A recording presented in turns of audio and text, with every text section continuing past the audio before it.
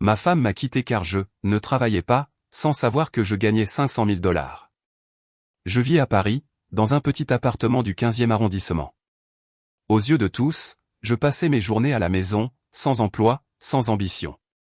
Ma femme, Clara, en avait assez de me voir devant mon ordinateur. Elle croyait que je fuyais les responsabilités, que je me contentais de rêver au lieu d'agir. Ce qu'elle ignorait, c'est que tout ce temps, je travaillais plus que jamais simplement différemment. Depuis 3 ans, je développais des algorithmes pour une entreprise étrangère spécialisée dans la cybersécurité.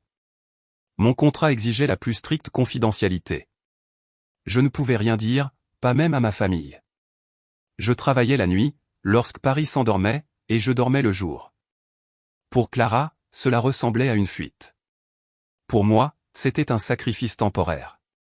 Les tensions ont commencé à s'accumuler. Elle rentrait du travail, épuisée, me voyant encore en pyjama, absorbée par l'écran. Je sentais son regard glisser sur moi, mélange de déception et d'incompréhension. Chaque silence entre nous devenait plus lourd. Je croyais qu'elle tiendrait jusqu'à ce que tout s'éclaire. J'avais tort.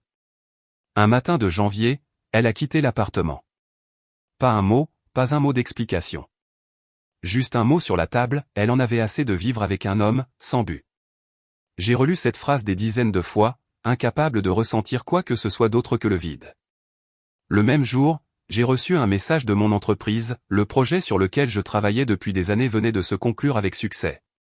Mon compte bancaire venait d'être crédité d'une prime de 500 000 $.